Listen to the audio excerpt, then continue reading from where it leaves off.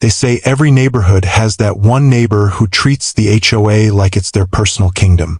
For us, that guy had a name, Doyle Mason. Doyle strutted around the subdivision like some self-appointed sheriff.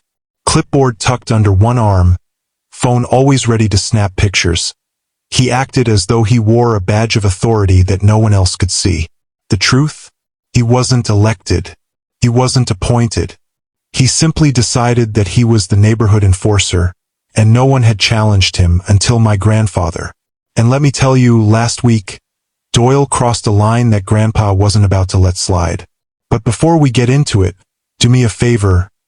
Drop a comment below and let me know which country you're watching from. I want to see just how far this story reaches. It all began before sunrise.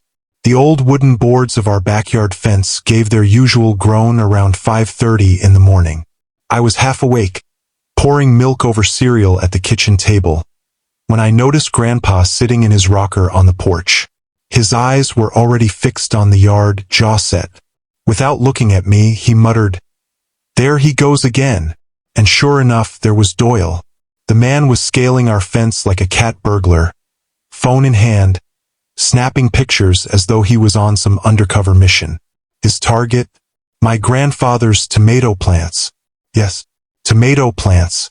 Apparently, a 75-year-old veteran growing a patch of tomatoes was, in Doyle's mind, a crime against community aesthetics. Can you imagine? I was ready to burst through the door and confront him, but Grandpa lifted a hand calmly, stopping me. "Patience," he said, his voice low but steady. "Let a fool run long enough, and he'll write his own ending." That was Grandpa in a nutshell. Calm, patient, calculated. The polar opposite of Doyle's manic, power-drunk energy. Now, this wasn't Doyle's first offense. Twice before, we'd caught him lurking around our shed. One time he even rattled the door handle like he expected to find a stash of illegal goods inside. Grandpa reported him to the HOA board, but Linda Clay, the HOA president, just brushed it off with a rehearsed smile. "Oh, Doyle's just enthusiastic," she said. "He cares about the neighborhood." Enthusiastic? The man was trespassing, plain and simple. North Carolina law, under General Statute 14 to 159.13, makes it crystal clear, entering private property without permission is a crime. But the HOA always hid behind technicalities, calling it internal enforcement. Grandpa wasn't buying it. He called the sheriff's office. The deputies sympathized, but explained the gray area. Unless we caught Doyle in the act and pressed charges immediately, it was our word against his. That's when Grandpa's patience ran out. And that's when he hatched a plan. For the next 3 days, the garage became his workshop. I handed him tools while he hummed old country tunes, focused like a man with a mission. By the 4th day, our iron gate had a brand new modification. Grandpa had wired it with a low-voltage electric current, perfectly legal under state code so long as it was marked. And believe me, he marked it. A bright yellow sign now hung on the gate, screaming in bold letters, "Warning, electrified gate. Trespassers will be shocked." Like clockwork, Doyle showed up before dawn, prowling along the fence line like a predator. Grandpa rocked quietly in his chair, sipping black coffee. I crouched by the window, pulse thudding in my ears. Doyle muttered under his breath about violations as he climbed. His boots crunched the gravel and then, his gloved hand gripped the gate. Snap! A sharp jolt ripped through him. Doyle yelped like a startled dog, stumbling back and crashing into the dirt. His arms flailed as he scrambled to his feet, limping toward the street. Grandpa didn't move, didn't even blink. He just leaned back in his chair, eyes glinting in the morning light. "That," he said softly, "is the sound of justice." By noon, the entire street was buzzing. Word spread like wildfire. Neighbors whispered in driveways, trying to hide their laughter as Doyle limped down Maple Court, his face red, his pride even redder. But Doyle, of course, wasn't going to let it go. He spun the story as if Grandpa had set illegal traps, claiming he had nearly been killed. Most folks didn't buy it. Everyone had seen Doyle's antics for years.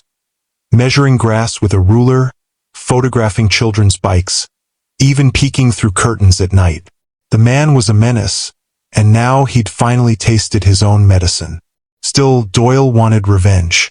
By early afternoon, an emergency HOA meeting was called. Grandpa took me along. Not because he needed backup, but because he wanted me to see how men handle cowards. The HOA conference room was thick with tension. At the head of the long polished table sat Linda Clay, pearls around her neck, her trademark plastic smile in place. To her right sat Doyle, arm now strapped dramatically in a sling like he'd survived a war. He wasted no time pointing his finger. "This man," Doyle barked, "has endangered the neighborhood. He rigged an electrified weapon on his property. That gate could have killed me." Gasps rippled through the room. Grandpa didn't flinch. He leaned forward, placed a neatly folded paper on the table, and said in a calm, gravelly voice, "That, Mrs. Clay, is a state-issued permit under the North Carolina Electrical Code. Legal. Signed. Approved." And the warning notice was posted clearly. Linda's smile faltered.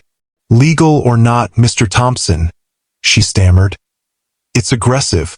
It violates the spirit of community living. The HOA reserves the right to regulate." Grandpa's voice dropped even lower, cutting her off. "Regulate? Sure. But trespassing? No. North Carolina law makes it a crime to enter private property without permission. Doyle has done it 3 times. I'm finished warning him. Next time, I'll press charges and let a judge handle it." You could feel the air shift. Neighbors who'd sat quietly now nodded in agreement. One woman stood. "Doyle came into my backyard last month to measure my shrubs. I thought I was the only one." Another chimed in. "He photographed my kids' bikes and called them an eyesore." The tide turned fast. Doyle's face grew redder with every testimony. He opened his mouth to argue, but Linda pounded the gavel in a desperate attempt to regain order. "This is not the place for accusations," she said sharply. "We are here to discuss Mr. Thompson's actions." Grandpa cut her off with a steely gaze. "No, ma'am," he said. "We're here to discuss Doyle's." And at that moment the room went silent. The silence in that room was deafening. You could practically hear the fluorescent lights buzzing overhead. Doyle's face tightened, his lips trembling like a man who'd lost control of his own script. For the first time since I'd known him, Doyle Mason didn't look like the neighborhood sheriff. He looked like a cornered rat. Grandpa didn't raise his voice. He didn't need to. He simply leaned back in his chair, his eyes fixed on Linda Clay, the HOA president. "You see, Mrs. Clay," Grandpa said slowly, "this isn't just about me. It's about every person sitting in this room. Doyle has crossed into yards, onto porches, into lives that don't belong to him. And if this board won't address it, then the law will." A murmur spread across the room. People shifted in their seats, glancing at each other, emboldened by Grandpa's words. That's when Mr. Ruiz, a quiet neighbor from the far end of Maple Court, finally spoke. His voice was steady, but you could feel the anger buried in it. "Doyle came onto my property 2 weeks ago, said my garden gnome violated community guidelines. He moved it himself while I was at work." Gasps rippled through the crowd. Then another voice. "He told my husband our shutters were the wrong shade of beige. Took pictures right through our window." And then another. "He recorded my kids playing basketball in our driveway. Said the hoop wasn't regulation height." The room, once timid and hushed, was now alive with outrage. One by one, neighbors rose, each with their own story, their own piece of Doyle's madness. Doyle's face reddened deeper with every testimony, until it looked like a tomato from the very garden he had tried to condemn. His jaw clenched, and he slammed his good hand on the table. "Lies!" he barked. "All of you are lying. I've only ever acted in the best interest of this community. But his words sounded weak, hollow. The authority he clung to so desperately was crumbling right in front of him. Linda Clay, who had always been Doyle's defender, shifted uncomfortably in her chair. Her smile had vanished, replaced with a tight frown. She could see it, the tide had turned. Doyle was no longer her shield, he was her liability. Grandpa stood slowly, every eye in the room following him. He wasn't a tall man, but he carried himself like someone who had lived through wars, storms, and fools like Doyle before. "You can dress trespassing up in fancy words," he said, his gravelly voice cutting through the room like a blade. "But at the end of the day, the law is the law. If Doyle sets foot on my property again, I'll have him arrested.